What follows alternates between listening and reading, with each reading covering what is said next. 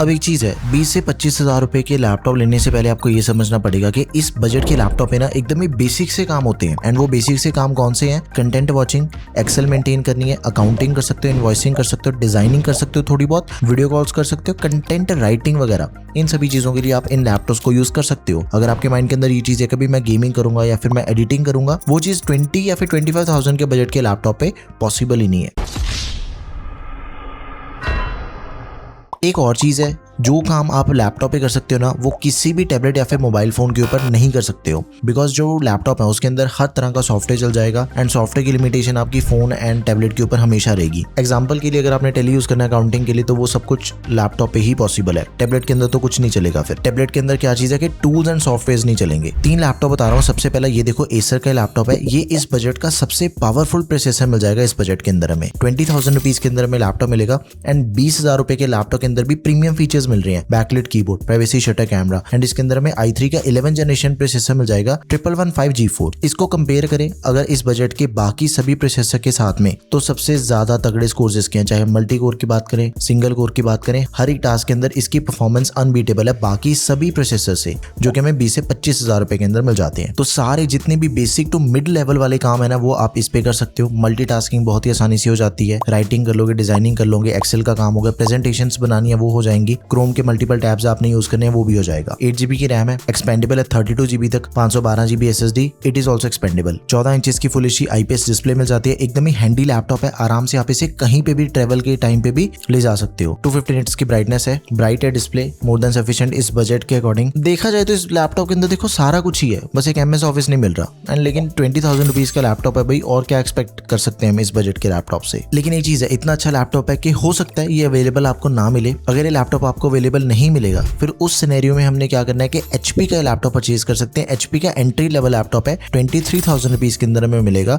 14 inches की HD display मिल जाती है। डिसेंट डिस्प्ले है बट HD डिस्प्ले है, तो मूवीज वगैरह का वो मजा नहीं आएगा हमें। 250 निट्स की ब्राइटनेस, इंटेल का Celeron N4500 प्रोसेसर दिया गया है। जितने भी बेसिक काम मैंने आपको मेंशन करे थे वीडियो के इंट्रोडक्शन के अंदर, अकाउंटिंग, इनवॉइसिंग, ईमेल्स वगैरह, ये सब कुछ इस पे हो जाएगा। 8GB की रैम है, 512GB SSD एंड 16GB तक हम इसकी रैम को एक्सपैंड कर सकते हैं। SSD भी एक्सपेंडेबल है, तो फ्यूचर प्रूफ लैपटॉप है। स्टोरेज एंड रैम दोनों चीजें एक्सपैंड कर सकते हैं। लाइफ टाइम MS ऑफिस मिल जाएगा लैपटॉप में। इस लैपटॉप का प्राइस थोड़ा वेरी करता है।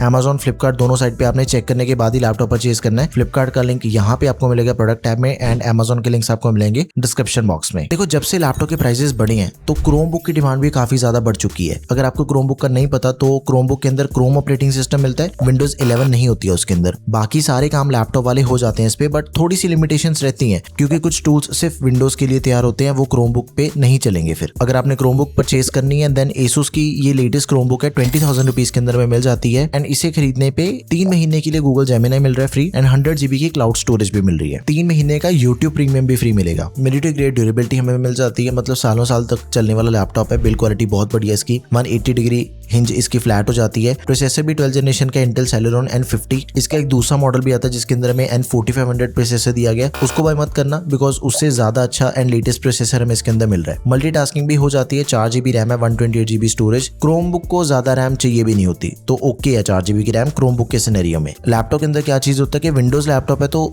विंडोज को ही 4GB रैम चाहिए होती है, फिर 8GB मिनिमम हो जाती है लैपटॉप के सिनेरियो में, बट क्रोम बुक 4GB से चल जाएगा। 15.6 इंचेस की फुल एचडी डिस्प्ले मिल जाती है। HP वाले से ज्यादा बेटर डिस्प्ले है एंड साइज के अंदर भी बड़ी है। एंटी ग्लेयर डिस्प्ले है, आंखों पे कोई भी स्ट्रेस या फिर स्ट्रेन नहीं आएगा एंड 300 निट्स की ब्राइटनेस दे रखी है। तो डिस्प्ले के सिनेरियो में तो देखो अंडर 25,000 रुपीज सबसे बेस्ट लैपटॉप है ये, नो डाउट इन दैट। इसी बजट के अंदर प्राइम बुक 2 भी आती है। प्राइम बुक 2 मैक्स का प्राइस अराउंड 20,000 रुपीज से ज्यादा ही रहता है। तो अगर आपका बजट 20 से 25,000 रुपए, इन 3 लैपटॉप्स में से किसी को भी परचेज कर सकते हो। सभी के लिंक्स मैंने ऐड कर दिए हैं। फ्लिपकार्ट के लिंक प्रोडक्ट टैब में मिलेंगे एंड Amazon के लिंक्स मिलेंगे डिस्क्रिप्शन बॉक्स में। बाकी कोई भी डाउट होगा भाई कमेंट सेक्शन आपका ही है, कमेंट कर देना, रिप्लाई आपको मिल जाएगा। बढ़िया क्वेश्चन हुआ, नेक्स्ट वीडियो पे हाईलाइट करके आंसर दे दूंगा। Thanks for watching the video guys, peace out.